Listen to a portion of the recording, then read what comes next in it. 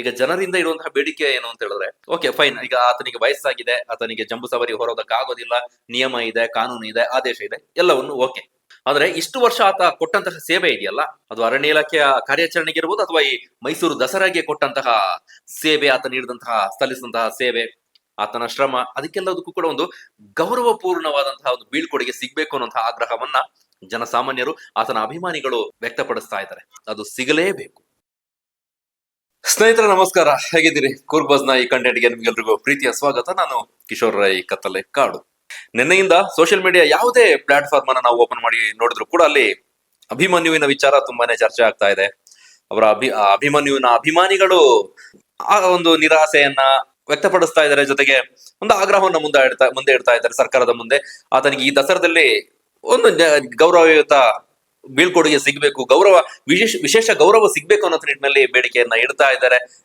ಜೊತೆಗೆ ಆತನ ಸೇವೆಯನ್ನ ನೆನಪು ಮಾಡಿಕೊಳ್ತಾ ದಸರಾಗೆ ಸಂಬಂಧಪಟ್ಟ ಹಾಗಿರ್ಬೋದು, ಅಥವಾ ಬೇರೆ ಕಾರ್ಯಾಚರಣೆಗೆ ಸಂಬಂಧಪಟ್ಟ ಹಾಗಿರ್ಬೋದು, ಆತನ ಕೊಡುಗೆಯನ್ನ, ಸೇವೆಯನ್ನ, ಆತನ ಗತ್ತು ಗಾಂಭೀರ್ಯವನ್ನ ಎಲ್ಲವನ್ನು ಕೂಡ ಕೊಂಡಾಡ್ತಾ ಇದ್ದಾರೆ. ಅದಕ್ಕೆ ಕಾರಣ ಆಗಿರೋದು ಮೈಸೂರು ದಸರಾ. ಆಬ್ವಿಯಸ್ಲಿ ಇನ್ನು 2 ತಿಂಗಳು ಇದೆ. ಅದಕ್ಕಿಂತ ಮುಂಚಿತವಾಗಿ ದಸರಾಗೆ ಪಾಲ್ಗೊಳ್ಳೋದಕ್ಕೆ, ಅಂದ್ರೆ ದಸರಾ ಅಂದ್ರೆ ನಮಗೆ ಅಲ್ಲಿನ ವೈಭವೋಪೇತ ಜಂಬೂ ಸವಾರಿ ನಮ್ಮ ಕಣ್ಣ ಮುಂದೆ ಬರುತ್ತೆ. ಮೈಸೂರು ದಸರಾ ಅಂದಾಕ್ಷಣ ಆ ಜಂಬೂ ಸವಾರಿ ನಡಿಬೇಕು ಅಂತ ಹೇಳಿದ್ರೆ ಆನೆಗಳಿರ್ಬೇಕು. ಆನೆಗಳಿಂದಲೇ ಮೈಸೂರಿನ ದಸರಾಗೆ ಒಂದು ವಿಶೇಷ ಕಳೆ ಇರುವಂತದ್ದು.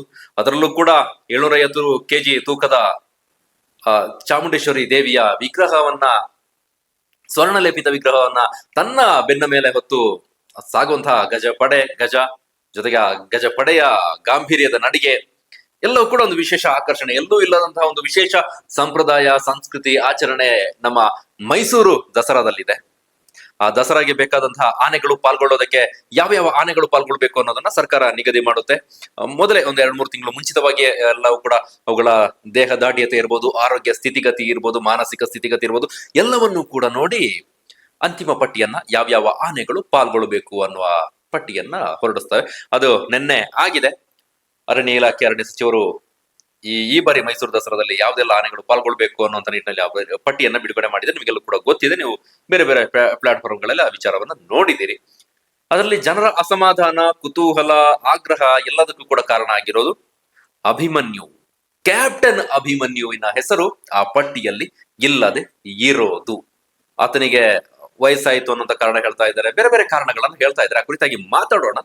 ಅದಕ್ಕಿಂತ ಮುಂಚೆ ನೀವೇನಾದ್ರೂ ಫಸ್ಟ್ ಟೈಮ್ ನಮ್ಮ ಕೂರ್ಗ್ ಬಸ್ ಚಾನಲ್ ಅನ್ನ ಸಬ್ಸ್ಕ್ರೈಬ್ ಮಾಡದೆ ನೋಡ್ತಾ ಇದ್ರೆ ಸಬ್ಸ್ಕ್ರೈಬ್ ಮಾಡ್ಕೊಳ್ಳಿ. ನಿಮ್ಮ ಸಬ್ಸ್ಕ್ರೈಬೇ ನಮಗೆ ಪ್ರೇರಣೆ, ಪ್ರೋತ್ಸಾಹ ಎಲ್ಲವೂ ಕೂಡ. ಹಾಗಾಗಿ ಸಬ್ಸ್ಕ್ರೈಬ್ ಮಾಡ್ಕೊಳ್ಳಿ. ಪಕ್ಕದಲ್ಲಿರುವಂತಹ ಬೆಲ್ ಬಟನ್ ಅನ್ನು ಕ್ಲಿಕ್ ಮಾಡ್ಕೊಳ್ಳಿ. ನಮ್ಮ ಕಂಟೆಂಟ್ಗಳು ರೆಗ್ಯುಲರ್ ಆಗಿ ನಿಮಗೆ ಬರ್ತಾ ಇರುತ್ತೆ. ಹಾಗೆ ಜಾಯಿನ್ ಆಪ್ಷನ್ ಇದೆ. ನಮ್ಮ ಕಂಟೆಂಟ್ಗಳು ಇಷ್ಟ ಆಗಿದ್ರೆ ಅಥವಾ ಇಂಡಿಪೆಂಡೆಂಟ್ ಜರ್ನಲಿಸಮ್ ಅನ್ನು ನೀವು ಬೆಂಬಲಿಸಬೇಕು ಅನ್ನೋಂತಹ ಮನಸ್ಸಿದ್ರೆ ಜಾಯಿನ್ ಆಗಿ ನಮ್ಮ ಯೂಟ್ಯೂಬ್ ಮೆಂಬರ್ಶಿಪ್ ಅನ್ನ ಪಡೆದುಕೊಳ್ಳಬಹುದು.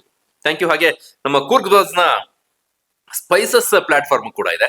ಕೊಡಗಿನ ನೈಜವಾದಂತಹ ಸ್ಪೈಸಸ್ ಏನಿದೆ, ಇಲ್ಲಿನ ಸಾಂಬಾರ ಪದಾರ್ಥಗಳೇನಿದಾವೆ, ಅದನ್ನ ನಾವು ಕೂರ್ಗ್ ಬಸ್ spices.com ಮೂಲಕ ಆನ್ಲೈನ್ ಪ್ಲಾಟ್ಫಾರ್ಮ್ ನಲ್ಲಿ ನಾವು ಜನರಿಗೆ ತಲುಪಿಸುವಂತ ಪ್ರಯತ್ನ. ನೀವು ನೋಡ್ತಾ ಇದ್ದೀರಲ್ಲ, ಇದು ನಿಮ್ಗೆ ಬೇಕು ಅಂತ ಹೇಳಿದ್ರೆ ಕೂರ್ಗ್ ಬಸ್ spices.com ಗೆ ವಿಸಿಟ್ ಮಾಡಿ, ನೋಡಿ ಆರ್ಡರ್ ಮಾಡ್ಕೊಳ್ಳಿ ಅಂತ ಹೇಳ್ತಾ, ಮೈಸೂರು ದಸರಾ ಜಂಬೂ ಸವಾರಿ ಅಭಿಮನ್ಯು.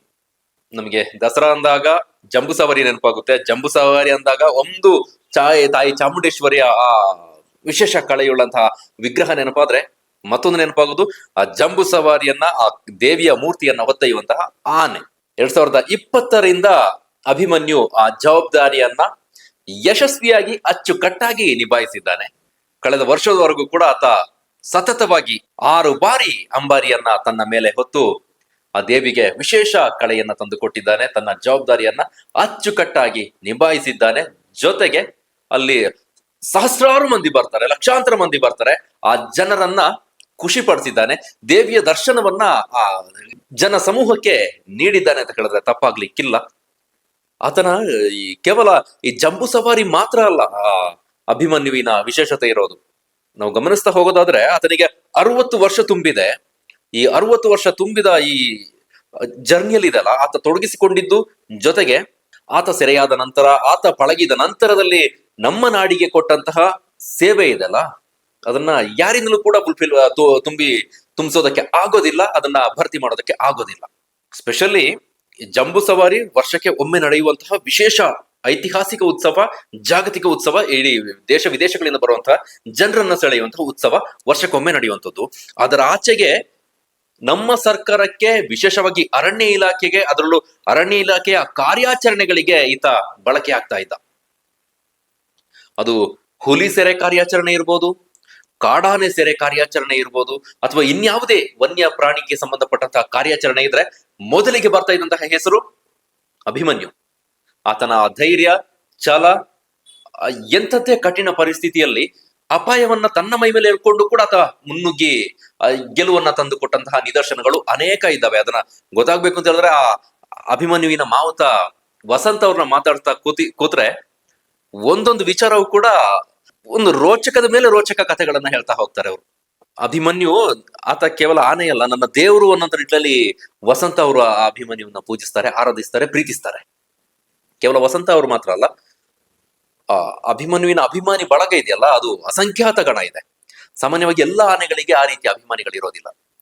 ಈ ಅಭಿಮನ್ಯುವಿನ ಆ ದೇಹದಾಢ್ಯತೆ, ವಿಶೇಷ ಗತ್ತು, ಗಾಂಭೀರ್ಯ, ಎರಡು ಕೋರೆ, ಆ ಪ್ರತಿಯೊಂದು ಸಂದರ್ಭ ಸನ್ನಿವೇಶದಲ್ಲೂ ಆತ ಒಗ್ಗಿಕೊಳ್ಳುವ ರೀತಿ, ಒಮ್ಮೆ ಕೂಡ ಕಪ್ಪು ಚುಕ್ಕೆ ತಂದಿದ್ದಾಗ್ಲಿ ಅಥವಾ ಕೆಟ್ಟ ರೀತಿಯಲ್ಲಿ ವರ್ತಿಸಿಕೊಂಡಿದ್ದಾಗ್ಲಿ, ಆತನಿಂದ ಸಮಸ್ಯೆ ಆಗಿದ್ದಾಗ್ಲಿ, ಸಮಸ್ಯೆಗೆ ಒಳಗಾಗಿದ್ದಾಗ್ಲಿ, ಬೇರೆ ಯಾರಾದ್ರೂ ಸಮಸ್ಯೆಗೆ ಒಳಗಾಗಿರುವಂತಹ ನಿದರ್ಶನಗಳು ಕಾಣಸಿಗೋದಿಲ್ಲ ನಮಗೆ. ಅಷ್ಟರ ಮಟ್ಟಿಗೆ ಆತ ಈ ಮನುಷ್ಯರ ಜೊತೆಗೆ ಅಥವಾ ಈ ಸಮಾಜದ ಪ್ರಕೃತಿಯ ಜೊತೆಗೆ ಒಗ್ಗಿಕೊಂಡಿದ್ದ.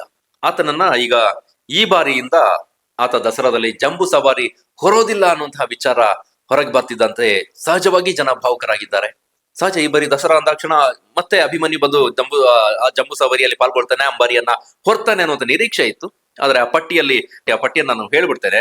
12 ಆನೆಗಳ 2 ಹಂತದ ಪಟ್ಟಿಯನ್ನ ಬಿಡುಗಡೆ ಮಾಡಿದ್ದಾರೆ. ಮೊದಲ ಹಂತದಲ್ಲಿ ಧನಂಜಯ 45 ವರ್ಷ, ಮಹೇಂದ್ರ 42 ವರ್ಷ, ಏಕಲವ್ಯ 41 ವರ್ಷ, ಪ್ರಶಾಂತ್ 54 ವರ್ಷ, ಗೋಪಿ 43 ವರ್ಷ, ಶ್ರೀರಾಮ 44 ವರ್ಷ, ಸುಗ್ರೀವ 44 ವರ್ಷ, ಲಕ್ಷ್ಮಿ 54 ವರ್ಷ, ಕಾವೇರಿ 46 ವರ್ಷ, ರೂಪ 50 ವರ್ಷ, ಚೈತ್ರ 55 ವರ್ಷ, ಶ್ರೀಕಂಠ 57 ವರ್ಷ.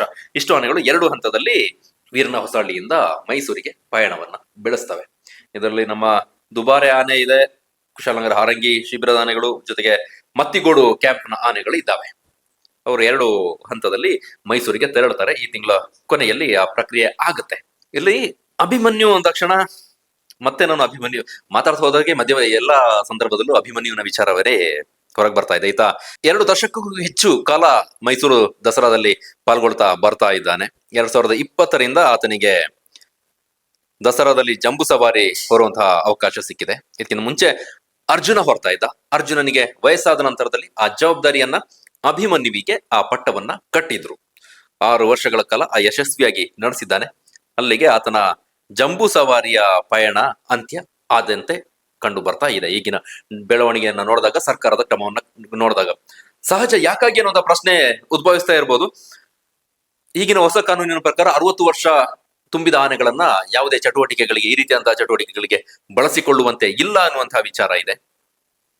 ಅವುಗಳಿಗೆ ಭಾರ ಹೊರಿಸೋದಾಗ್ಲಿ, ಭಾರವನ್ನ ಬೇರೆ ಬೇರೆ ಚಟುವಟಿಕೆಗಳನ್ನ ಬಳಸ್ಕೊಳ್ತೀವಲ್ಲ, ಅದು ಯಾವುದನ್ನು ಕೂಡ ಮಾಡಬಾರ್ದು ಅನ್ನುವಂತಹ ಕಾನೂನು ಇದೆ, ಕೋರ್ಟ್ ಆದೇಶ ಇದೆ. ಆ ಕಾರಣಕ್ಕಾಗಿ ಆತನನ್ನ ಈ ಜಂಬೂ ಸವಾರಿಯಿಂದ ಕೈ ಬಿಡಲಾಗಿದೆ ಅನ್ನುವಂತಹ ವಿಚಾರವನ್ನ ಅರಣ್ಯಾಧಿಕಾರಿಗಳು ಹೇಳಿದ್ದಾರೆ.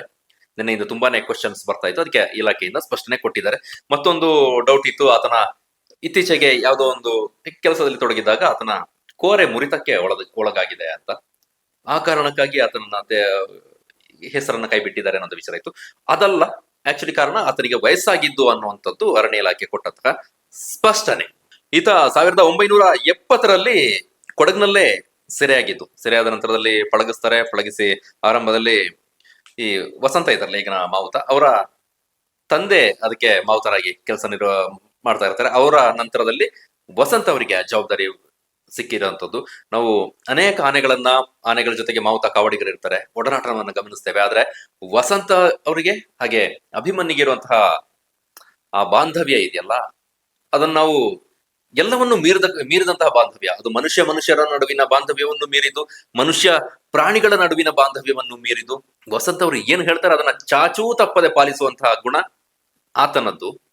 ಜೊತೆಗೆ ಆತನಿಗೆ ಏನು ಆಗಿದೆ, ಆತನ ಮನಸ್ಥಿತಿ ಹೇಗಿದೆ, ದೈಹಿಕ ಸ್ಥಿತಿ ಹೇಗಿದೆ ಅಂತ ಆತನನ್ನು ನೋಡಿದ ತಕ್ಷಣ ಹೇಳುವಂತಹ ಅಷ್ಟರ ಮಟ್ಟಿಗೆ ಬಾಂಧವ್ಯವನ್ನ ಅಷ್ಟರ ಮಟ್ಟಿಗೆ ಆತನನ್ನು ಕೊಂಡಿರುವವರು ಈ ವಸಂತ.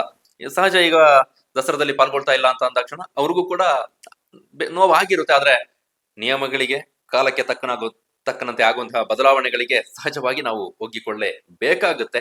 ಆತನು ಕೂಡ ಒಂದು ಜೀವ, ಆತನಿಗೂ ಕೂಡ ಒಂದು ವಯಸ್ಸು, ಶಕ್ತಿ, ಸಾಮರ್ಥ್ಯ ಅಂತ ಇರುತ್ತೆ.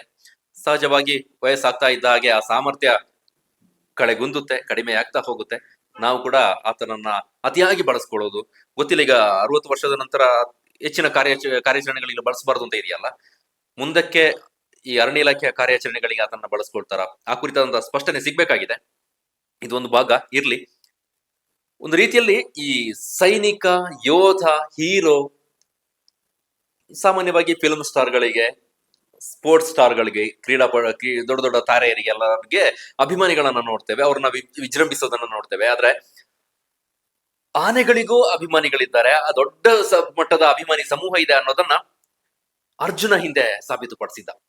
ದುರಂತ ಅಂತ್ಯ ಕಂಡಂತಹ ಸಂದರ್ಭದಲ್ಲಿ ಕಣ್ಣೀರು ಮಿಡಿದಂತಹ ಜನ ಸಹಸ್ರಾರಿದ್ದಾರೆ. ಅದಾದ ನಂತರ ದೊಡ್ಡ ಮಟ್ಟಿಗಿನ ಜನ ಸಮೂಹ, ಆತನ ಅಭಿಮಾನಿಗಳು ಎಷ್ಟಿದ್ದಾರೆ ಅನ್ನೋದು ಗೊತ್ತಾಗಿತ್ತು.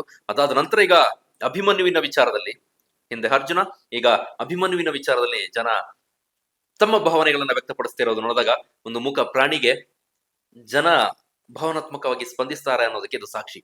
ಈಗ ಜನರಿಂದ ಇರುವಂತಹ ಬೇಡಿಕೆ ಏನು ಅಂತ ಹೇಳಿದ್ರೆ, ಓಕೆ ಫೈನ್, ಈಗ ಆತನಿಗೆ ವಯಸ್ಸಾಗಿದೆ, ಆತನಿಗೆ ಜಂಬೂ ಸವಾರಿ ಹೊರೋದಕ್ಕಾಗೋದಿಲ್ಲ, ನಿಯಮ ಇದೆ, ಕಾನೂನು ಇದೆ, ಆದೇಶ ಇದೆ, ಎಲ್ಲವನ್ನು ಓಕೆ. ಆದ್ರೆ ಇಷ್ಟು ವರ್ಷ ಆತ ಕೊಟ್ಟಂತಹ ಸೇವೆ ಇದೆಯಲ್ಲ, ಅದು ಅರಣ್ಯ ಇಲಾಖೆಯ ಕಾರ್ಯಾಚರಣೆಗೆ ಇರ್ಬೋದು, ಅಥವಾ ಈ ಮೈಸೂರು ದಸರಾಗೆ ಕೊಟ್ಟಂತಹ ಸೇವೆ, ಆತ ನೀಡಿದಂತಹ ಸಲ್ಲಿಸಿದಂತಹ ಸೇವೆ, ಆತನ ಶ್ರಮ, ಅದಕ್ಕೆಲ್ಲದಕ್ಕೂ ಕೂಡ ಒಂದು ಗೌರವಪೂರ್ಣವಾದಂತಹ ಒಂದು ಬೀಳ್ಕೊಡುಗೆ ಸಿಗ್ಬೇಕು ಅನ್ನೋಂತಹ ಆಗ್ರಹವನ್ನ ಜನಸಾಮಾನ್ಯರು, ಆತನ ಅಭಿಮಾನಿಗಳು ವ್ಯಕ್ತಪಡಿಸ್ತಾ ಇದ್ದಾರೆ. ಸಹಜ ಕೂಡ. ದೊಡ್ಡ ದೊಡ್ಡ ಕ್ರೀಡಾ ತಾರೆಯರಿದ್ದಾಗ, ಅವ್ರು ರಿಟೈರ್ಡ್ ಆದಾಗ ಅವರಿಗೆ ಗ್ರ್ಯಾಂಡ್ ಫೇರ್ವೆಲ್ ಅನ್ನು ನಾವು ಕೊಡ್ತೇವೆ, ದೊಡ್ಡ ಒಂದು ಗೌರವಪೂರ್ಣ ಬೀಳ್ಕೊಡುಗೆಯನ್ನ ಕೊಡ್ತೇವೆ. ಇಂತಹ ಒಂದು ಜಗತ್ ಪ್ರಸಿದ್ಧ ದಸರಾದ ವಿಚಾರದಲ್ಲೂ ಕೂಡ, ದಸರಾಗೆ ತನ್ನದೇ ಆದಂತಹ ಕೊಡುಗೆಯನ್ನು ಕೊಟ್ಟಂತಹ ಅಭಿಮನ್ಯುಗೂ ಕೂಡ ಅದು ಸಿಗಲೇಬೇಕು. ಎಲ್ಲರ ಆಗ್ರಹ, ನಮ್ಮ ಆಗ್ರಹ ಕೂಡ ಅದೇ. ಆ ಗೌರವಪೂರ್ಣವಾದಂತಹ ಬೀಳ್ಕೊಡುಗೆ ಲಕ್ಷಾಂತರ ಜನರ ಎದುರು ಸಿಕ್ಕಾಗ ಆತನ ಸೇವೆಗೂ ಕೂಡ ಒಂದು ಸಾರ್ಥಕತೆ ಸಿಕ್ಕಂತೆ ಆಗುತ್ತೆ. ಆತ ಅದನ್ನ ನಿರೀಕ್ಷೆ ಮಾಡಿರ್ಲಿಕ್ಕಿಲ್ಲ. ಆದ್ರೆ ಆತನ ಅಭಿಮಾನಿಗಳಿಗಾಗಿ ಮೂಕ ಪ್ರಾಣಿಯನ್ನ ನಾವು ಪ್ರೀತಿಸುವವರಾಗಿ ನಾವು ಅದನ್ನು ನಿರೀಕ್ಷೆ ಮಾಡ್ತೇವೆ. ಅದು ತಪ್ಪು ಕೂಡ ಅಲ್ಲ, ಅದು ಸಿಗ್ಬೇಕು ಕೂಡ. ಆ ನಿಟ್ಟಿನಲ್ಲಿ ಸರ್ಕಾರ ಗಂಭೀರವಾದಂತಹ ಯೋಚನೆಯನ್ನ ಹರಿಸಬೇಕು. ಅಧಿಕಾರಿಗಳನ್ನ ಮಾತಾಡಿಸಿದಂತಹ ಸಂದರ್ಭದಲ್ಲಿ ಅವ್ರು ಹೇಳ್ತಾ ಇದ್ರು, ಒಂದು ಗೌರವಪೂರ್ಣವಾದಂತಹ ಏನ್ ಗೌರವ ಕೊಡ್ಬೇಕು ಅದನ್ನ ನಾವು ಈ ದಸರಾದಲ್ಲಿ ಕೊಡ್ತೇವೆ ಅನ್ನೋಂಥ ವಿಚಾರವನ್ನ ಹೇಳಿದ್ರೆ, ಅದು ಯಾವ ರೀತಿಯಾದಂತಹ ಗೌರವವನ್ನ ಕೊಡ್ತಾರೆ ಅನ್ನೋದು ಗೊತ್ತಿಲ್ಲ. ಸರ್ಕಾರ, ಅರಣ್ಯ ಅಧಿಕಾರಿಗಳು, ಅರಣ್ಯ ಸಚಿವರು ಈ ವಿಚಾರವನ್ನ ಗಂಭೀರವಾಗಿ ತೆಗೆದುಕೊಳ್ಬೇಕು. ಲಕ್ಷಾಂತರ ಕೋಟ್ಯಾಂತರ ಮಂದಿಯ ಪುಟ್ಟ ಬೇಡಿಕೆ. ಜಂಬೂ ಸವಾರಿಯಿಂದ ವಿಮುಖರಾದ ನಂತರದಲ್ಲಿ ಇಲ್ಲಿ ಬೇರೆ ಬೇರೆ ಜವಾಬ್ದಾರಿಯನ್ನ ಕೊಟ್ಟಿರೋದನ್ನ ನೋಡಿದ್ದೇವೆ. ಈತನಿಗೆ ಅವಕಾಶ ಸಿಗುತ್ತಾ ಗೊತ್ತಿಲ್ಲ. ಈಗ 12 ಪಟ್ಟಿ ಕೊಟ್ಟಿದ್ದಾರೆ, ಅದರಲ್ಲಿ ಪಟ್ಟಿಯಲ್ಲಿ ಇಲ್ಲ. ಹೆಚ್ಚುವರಿಯಾಗಿ ಸೇರಿಸ್ಕೊಳ್ತಾರ, ಜನಾಗ್ರಹಕ್ಕೆ ಬೇಡಿಕೆಗೆ ಮನ್ನಣೆ ಸಿಗುತ್ತಾ? ಅವಕಾಶ ಕಡಿಮೆ ಅಂತ ನಾನು ಭಾವಿಸ್ಕೊಳ್ತೇನೆ, ಗೊತ್ತಿಲ್ಲ ಏನಾಗ್ಬೋದು ಅಂತ. ಆದ್ರೆ ಅದರ ಆಚೆಗೆ ಸಿಗ್ಬೇಕಾದಂತ ಒಂದು ಗೌರವ ಆತನಿಗೆ ಸಿಗ್ಬೇಕು, ಒಂದು ಚಂದದ ಬೀಳ್ಕೊಡುಗೆ ಸಿಗಬೇಕು. ಲಕ್ಷಾಂತರ ಜನರ ಎದುರು ಇಷ್ಟು ವರ್ಷದ ಸೇವೆಗೆ ಒಂದು ಪ್ರೀತಿಯ ಸೆಂಡ್ ಆಫ್ ಅನ್ನ ಕೊಟ್ಟಾಗ ಸಹಜವಾಗಿ ಆ ಅಭಿಮನ್ಯುವಿಗೆ, ಜೊತೆಗೆ ಅಭಿಮನ್ಯುವಿನ ಮಾವುತ ವಸಂತ ಅವ್ರಿಗೂ ಕೂಡ ಸಿಗ್ಬೇಕಾಗತ್ತೆ. ನಿಮ್ಮೆಲ್ಲರ ಪರವಾಗಿ ನಾನು ಈ ಮಾತನ್ನ ಹೇಳ್ತಾ ಇದ್ದೇನೆ.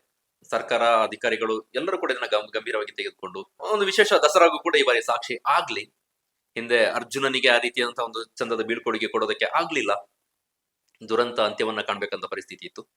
ಈತನ ವಿಚಾರದಲ್ಲಿ ಇದು ಈಡೇರಲಿ. ಆ ಮೂಲಕ ಆನೆಗಳಿಗೂ ಒಂದು ವಿಶೇಷ ಗೌರವವನ್ನ ಕೊಟ್ಟ ರೀತಿಯಲ್ಲಿ ಆಗುತ್ತೆ. ಅದರ ಜೊತೆಗೆ ಇನ್ನೊಂದು ಇಂಟ್ರೆಸ್ಟಿಂಗ್ ವಿಚಾರ ಏನು ಅಂತ ಹೇಳಿದ್ರೆ, ಭೀಮ ದೊಡ್ಡ ಮಟ್ಟಿಗಿನ ಅಭಿಮಾನಿ ಬಳಗವನ್ನ ಹೊಂದಿರುವ ಆನೆಗಳ ಪೈಕಿ ಭೀಮ ಕೂಡ ಮುಂಚೂಣಿಯಲ್ಲಿದ್ದಾನೆ.